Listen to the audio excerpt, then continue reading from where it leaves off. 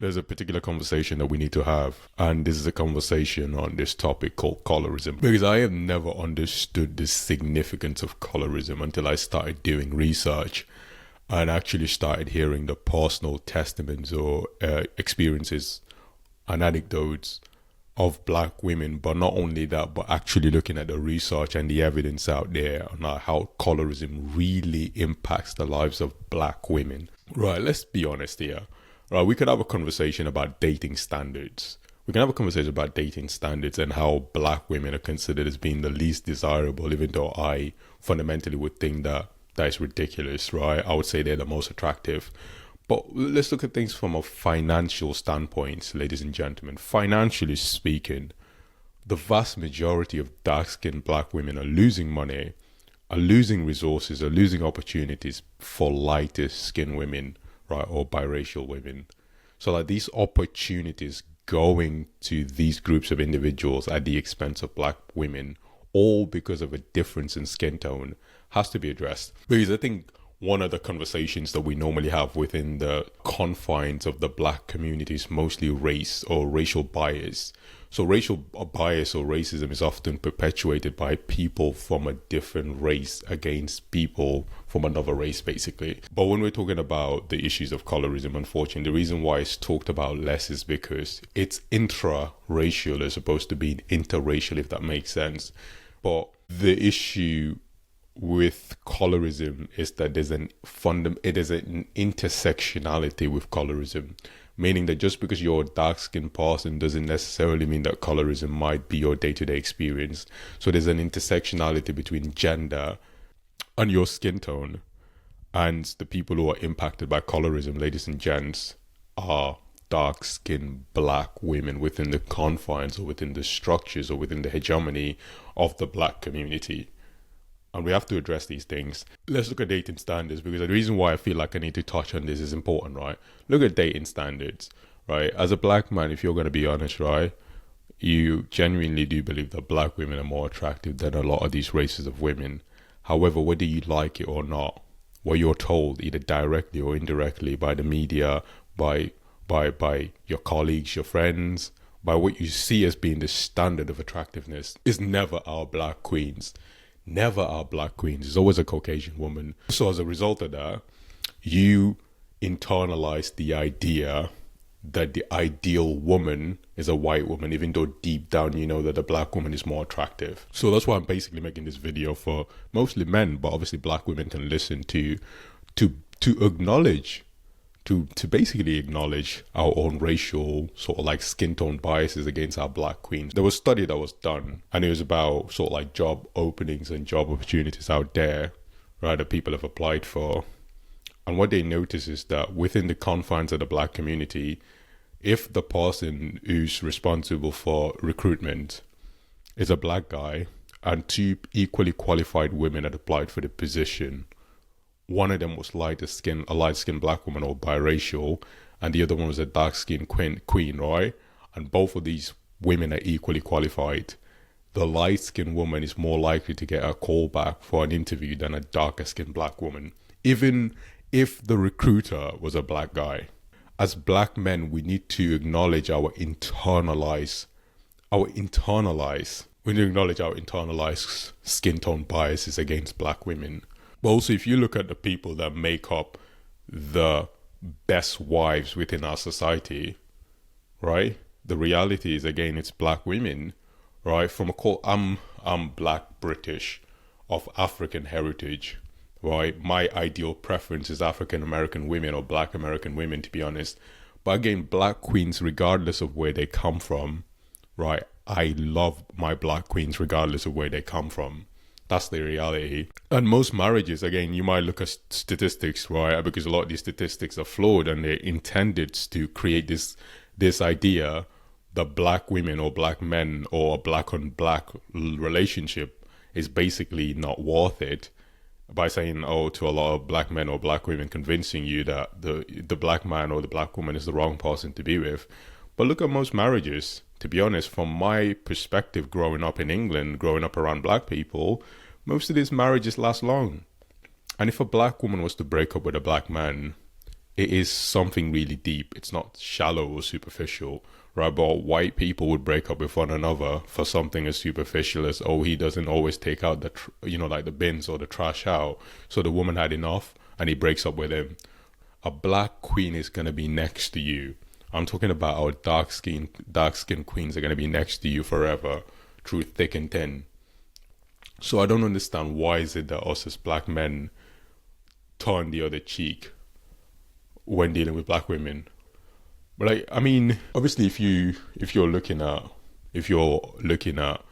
like the statistics on who society finds ideally preferable, maybe if you're looking at things from that perspective, then black women are desired. But it's not necessarily about what society perceives or thinks of a black women.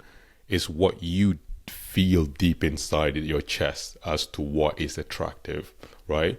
So when we're talking about aesthetics or the physiological appearance of a black woman, this is what most black men prefer. So sometimes you might notice black men actually search for these physical appearances in white women, but like a lot of these white women do not have these physical appearances, right? A lot of them don't, but black women have it in abundance, right? So I'm talking about a woman who's thick, right? You know what I mean? Curvy women, for example, our queens. We got a lot of our queens who are curvy. We got a lot of black queens who are thick. You know what I mean? Like if you're kissing a black queen, right? You're kissing somebody with lips, right? I've never kissed a white woman because I don't date them. But like if you're kissing a Caucasian woman, it's like all you're kissing is teeth, right? Do you know what I mean? They've got no fucking lips, excuse my language, right? That's what I'm saying. We have to prioritize the black queens, ladies and gents. We have to. Because again, we live in a society that directly or indirectly tells us that black women are less attractive. And this idea perpetuates or permeates within all aspects or all facets of life, including employment opportunities out there for black women, dark-skinned black women to be more specific, which is the result of not only racial bias, but skin tone bias as well, where light-skinned people are getting preferences or opportunities over dark-skinned black women. But also when it comes to dating, right, who society sees as being ideally preferable or not. And I think one of the worst mistakes that we've done as black men or as a society is the masculinization of black women. This idea that black women are masculine. It's not true. Black women are masculine relative to black men's femininity. So if most black men are starting to become more feminine and complacent, right, women naturally pick up a more masculine role as sort of like a self-defense mechanism, right, to protect themselves, because feminine men cannot protect them, if that makes sense, right? So if you might have interacted with a black queen and you felt like she was masculine or aggressive or assertive, you have to understand things from her perspective. She had grown up in a society where the black women are constantly bashing black women, right? She never felt protected by black men, right? Never felt protected by you, never felt protected by me, right? So as a result of that, she had to pick up that hard, sort of like tough demeanor or persona as a defense mechanism, if that makes sense, right? So that's the only reason. So I think a bit of empathy goes a long way in understanding the plight of the dark-skinned black woman within our society, not just only in Britain, but in America and in the Caribbean and even in Africa too, to be honest, because there are issues of colorism. But in addition to that, we can even touch on skin bleaching within the sort of like black diaspora, where the vast majority, a lot of our women, African-American women are unique. African-American women are the only groups of women where skin bleaching is not as big of a systemic issue within the community as other women, right? So if you go to other races or other communities, you might notice that skin bleaching is like $1 billion industry. Women in Africa or in the Caribbean are bleaching their skin to look lighter. What's the reason why they're doing it? Is because they want to feel desirable. They want to have more opportunities in society, right? These opportunities are not necessarily available for dark-skinned women. So the only way they had to make up for it is by lightening their skin or creating a degree of proximity to whiteness to be able to get these positions. And sometimes these women might live in societies where there's virtually no white people. But again, the structural and the historical implications or impacts of colonialism still lingers around. And basically a lot of these black women are affected by it, so they think that bleaching their skin is the only way forward, basically, right? I mean, if you're a dark-skinned black woman, honestly speaking, success for you as a dark-skinned black woman is capped. So there's a certain level of success that you can't go beyond as a dark-skinned black woman. So if you're in the entertainment industry, if you're an artist, of an actress, right, you could be successful. Anyone can be successful, but the level of success that you cannot go beyond unless you're a lighter skinned black woman or unless you're a biracial black woman. So you can pay attention to the likes of Beyonce, for example, and the likes of Kelly Rowland.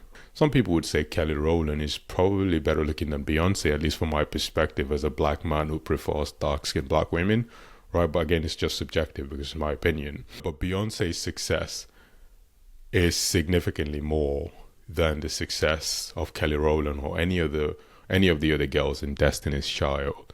Why? Because of the fact that she's light-skinned. Doesn't mean that she's not talented, but so is Kelly Rowland, and so is any other women on Destiny's Child. Even Beyonce's father said it the best. He said on a show that we have in Britain, it's called This Morning, right? It's a shit show. Not many people watch it nowadays, to be honest. But what he said was that had Beyonce been a dark-skinned woman or a dark-skinned black woman, she wouldn't have been as successful as she is today, right? So life is so hard for the average black woman or the average dark-skinned woman. It's ridiculous because not only are you grappling with racial bias, which is normally perpetuated or perpetrated by people from another race, but now you're also grappling with skin tone bias, which is normally perpetrated by people from the same race. So you could go to a work environment where all your colleagues are white and they'll treat you like shit. And then you come home in your black community and then the black men are going to treat you like shit because you got a darker skin, right? So the life of the average black woman can be, from the perspective of a black woman, because I'm not a black woman, but from your perspective as a black woman, it can be frustrating, to be honest. So I feel like it's my duty as a black male to make this video, to understand that colorism, similar to racism, is systemic. So I cannot necessarily, within the confines of the black community, be the victim of colorism. Now, I might have comments from other black people about me being a dark-skinned male. To be honest, it is possible, right? But it's still not systemic because dark skin within males in the black community is preferred because it's associated with masculinity and all these characteristics that women actually find appealing or attractive, right? Unfortunately, if you're a dark-skinned black woman, you're seen as masculine, similar to a dark-skinned male, except that these are characteristics that people don't find appealing in a woman. So I think these are like the differences between the two. So you might notice that lighter skinned women would have more access to resources and access to dating opportunities than you as a dark skinned black woman because of these skin tone biases within the confines of the black community. The biggest problem that we need to tackle is the problem of skin bleaching, to be honest. I'm not pointing any fingers at anybody.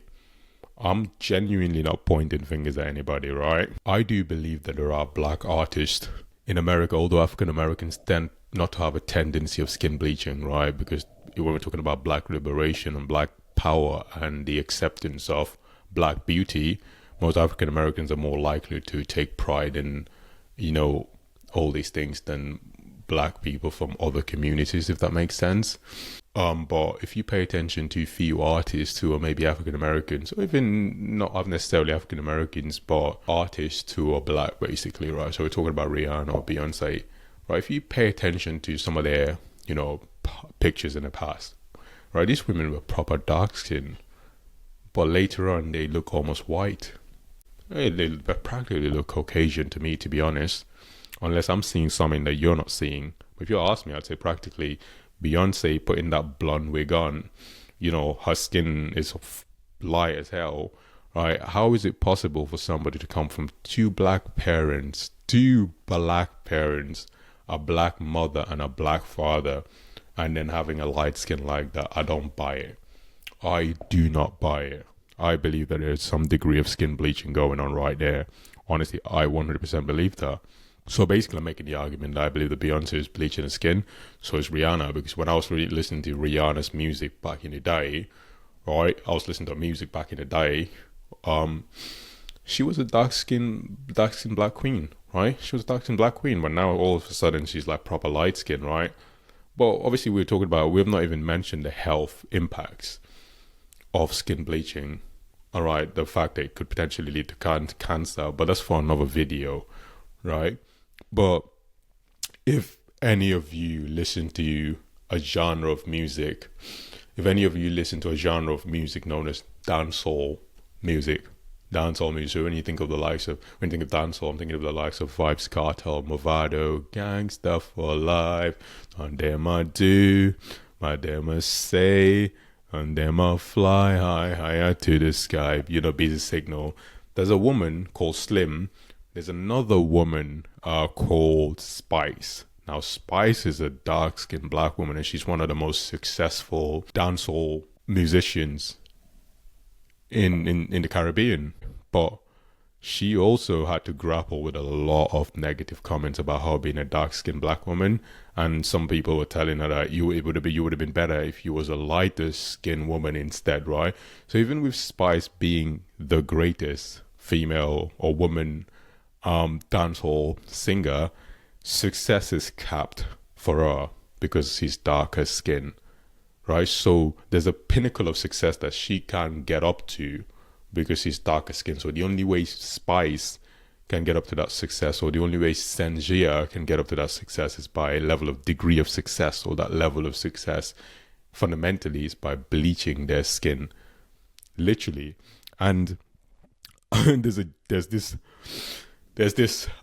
joke thing on like Instagram. It's like this thing that is basically trending, and it's like a Nigerian thing, but basically what they were arguing was like, it's not arguing, but like what they were saying was like about a woman called Esther, right? Esther was black and broke, but when Esther got money, Esther bleached. Basically, so it's that thing of like women just bleaching in Africa and the Caribbean, basically. And it's been a fundamental, it's been a structural issue within our communities, basically. So I think we have to acknowledge these skin bleaching crises that we got within the confines of the black community, ladies and gentlemen. But I want to understand your perspective on the topic, right? Do you think people should bleach?